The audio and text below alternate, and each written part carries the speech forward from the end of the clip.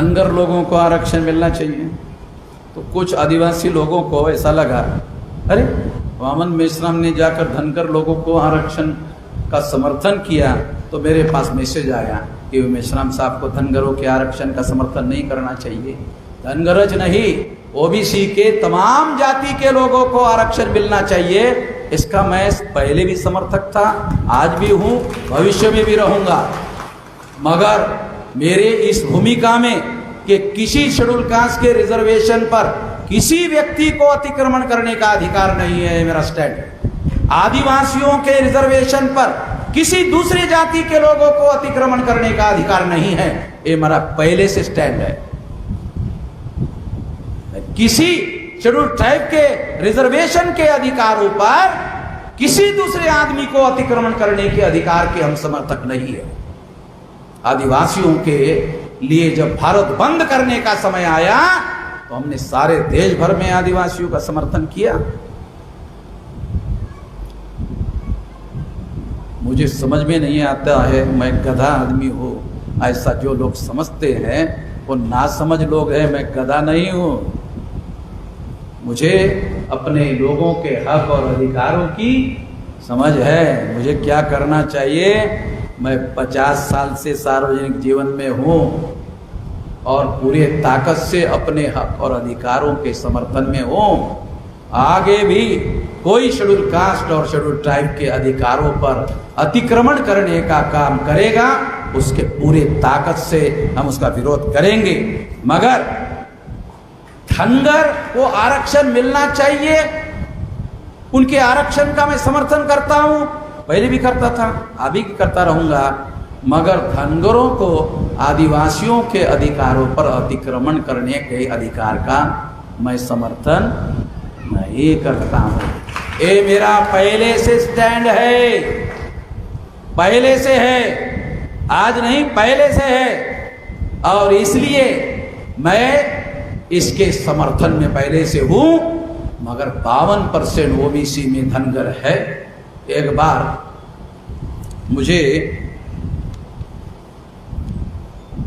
कुछ धनगर लोग मिलने के लिए आए। मैंने उनको कहा 52% ओबीसी के लोगों को 27% रिजर्वेशन मिलता है कि नहीं मिलता है? तो उस धनगर के कार्यकर्ता ने मुझे कहा हाँ मिलता है। तो फिर दूसरा सवाल पूछा उसको, आदिवासियों को कितने परसेंटेज मिलता है? वो चुप हो गया। मैंने कहा आदिवासियों को 7.5% मिलता है, ओबीसी को 27% मिलता है। तो 27% का छोड़कर 7.5 में क्यों घुसना चाहता? अभी समझ में आ रहा है क्या? अरे समझ में, दूसरे लोगों को इतनी बारीकियां समझ में नहीं आती। ये धनगर के कार्यकर्ता को हमने सामने बात करते कहा कि अगर आदिवासियों को 7.5% है, तेरी जाति पहले से मंडल कमीशन में शामिल है, उसको 27% मिल रहा है, इसका मतलब तेरे को पहले से 27% रिजर्वेशन है, तो 27% छोड़कर तू 7.5 में क्यों घुसना चाहता है?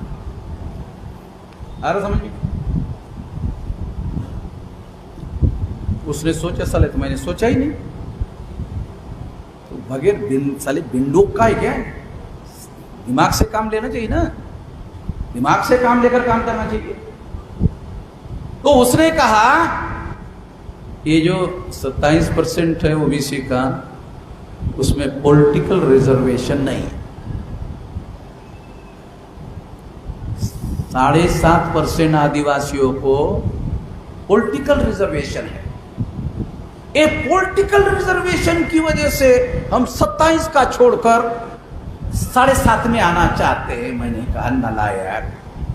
उसको कहा तेरे जैसा नालायक आदमी है, तेरे को कुछ पता है ये पॉलिटिकल रिजर्वेशन के बारे में? ABCD तू अंदर डालने की कोशिश कर रहा है 7.5 में पॉलिटिकल रिजर्वेशन के लिए, और मैं देश में पॉलिटिकल रिजर्वेशन समाप्त करने का आंदोलन कर रहा हूं।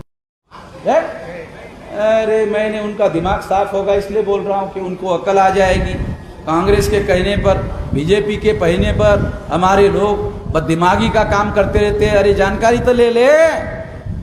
ये दलाली और भड़वेगिरी जो पॉलिटिकल रिजर्वेशन की है, ये तो खत्म करने के लिए हम लोग सारे देश भर में आंदोलन कर रहे हैं। हमें जैसे ही मौका मिलेगा पहले झटके में खत्म करेंगे और इसके लिए आने वाले समय में देशव्यापी आंदोलन करने का भी काम करेंगे।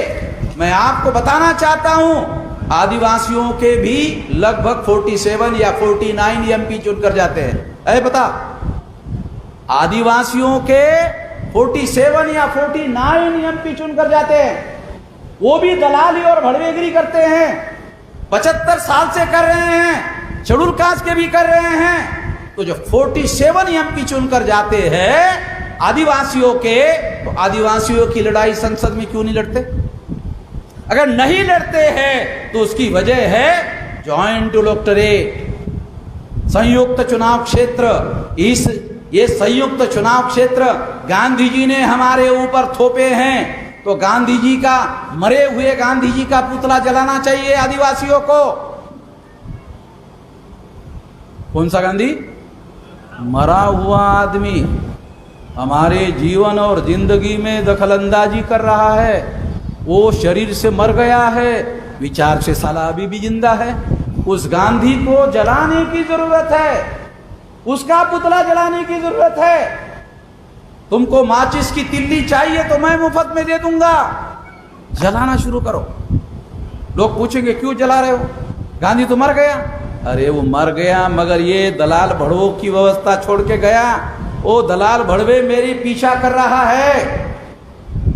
अगर ये नहीं होता तो आदिवासियों के 47 एमपी और शेड्यूल कास्ट के 70-80 एमपी, ये दोनों मिलकर 131 मेंबर पार्लियामेंट बनते हैं। और किसी की भी सरकार संसद में बनानी है, प्रधानमंत्री बनाना है, तो शेड्यूल कास्ट, शेड्यूल ट्राइब के मेंबर पार्लियामेंट के मदद के बगैर केंद्र में किसी की भी सरकार नहीं बनती।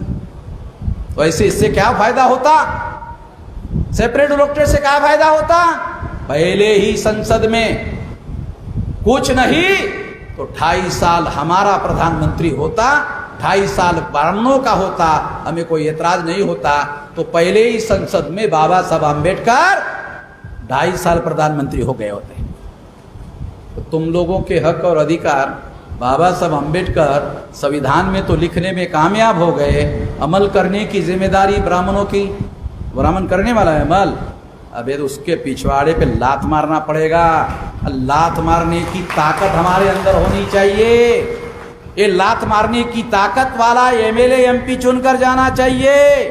वो सेपरेट इलेक्टोरेट में होता तब हमारे संविधान के अधिकार अमल में आते।